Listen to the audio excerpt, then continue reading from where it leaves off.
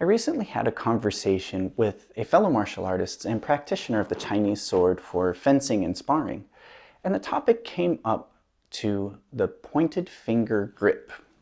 What you see very common when it comes to using the jian or the straight sword, and this is not something that's particular to one martial art or the next. There's many Chinese martial arts that have this particular sword grip position, and from a sparring or fencing perspective, it's a very dangerous position as you leave your finger in a very vulnerable area above the protection that is there to protect your fingers, and it just becomes a place that you can have your finger jammed or even broken, even if you're wearing protective gear.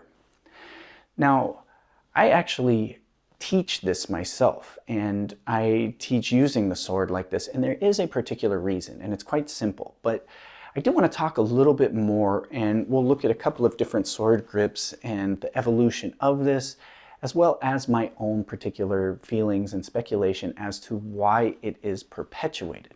So first and foremost, let's talk about this grip. Now, it's a very simple answer, actually. When we look at grabbing the sword like this emphasizes the use of the middle finger and the ring finger to actually grip the sword. Now, when you look at how a baby grabs, they naturally will grab with those two fingers as well. Those are the strongest fingers for our gripping, and the index finger and the pinky finger are good for support. But we also need them to develop certain mechanics in our forms training and certain types of energies for the sword. And I'm not talking about like an internal force, mind force energy that we're sending through the blade, but simply biomechanics. When we grip the sword with these fingers and the thumb, it allows us more movement in the wrist.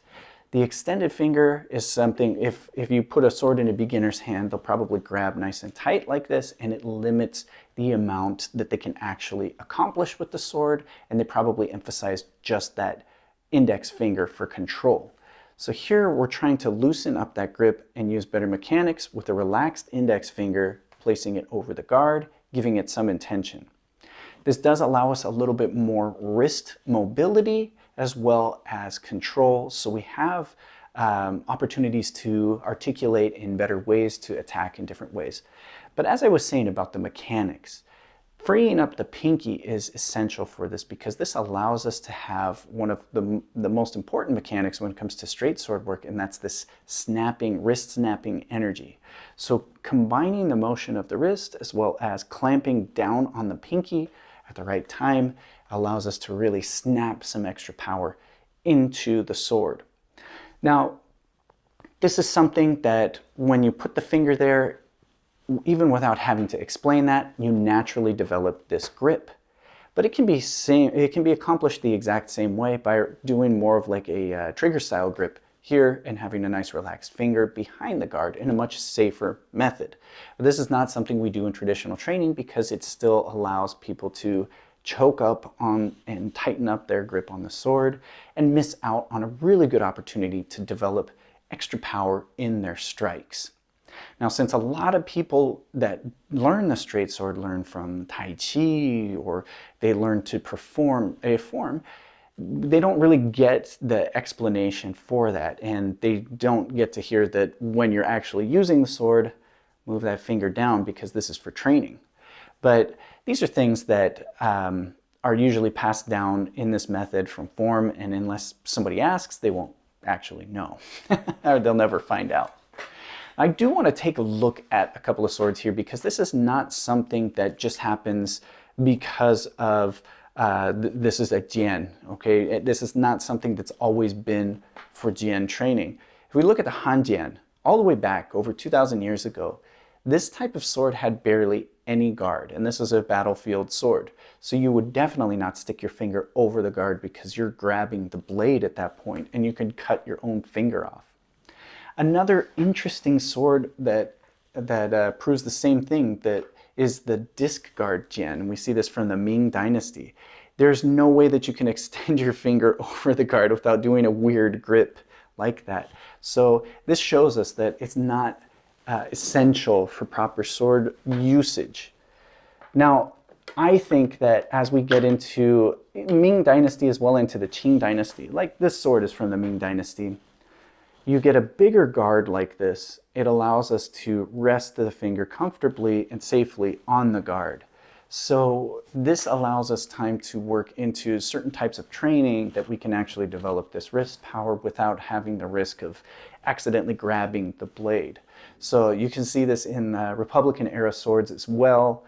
And that's not always the case. Again, we have like a Qing Dynasty sword that was pre-Republican era that has a very small guard.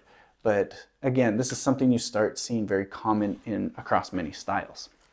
Now, I have my own feelings on this. Like I said, I teach the finger extended when I teach forms, but in practical application or when I'm cutting, you will see my grip be more of this style of grip. And I think this is really important. But I also think that many people don't know the reasons behind this, because it could be something where, in more of a traditional sense, when it came to Chinese martial arts, you didn't have this opportunity to ask critical questions. Your Sifu told you what you needed to do. You couldn't just like analyze everything and ask them why, or you'd get a quick answer back, because it's almost questioning their intelligence. So part of the martial culture as it was perpetuated was a lot of do as you're told, and in, grabbing a sword here, grab it like this, you're going to do this, you're going to do that. A lot of people just did that and they perpetuated it, not knowing the benefits of the grip as well as not knowing the drawbacks, because safe sparring with the sword was not always possible without good and proper equipment.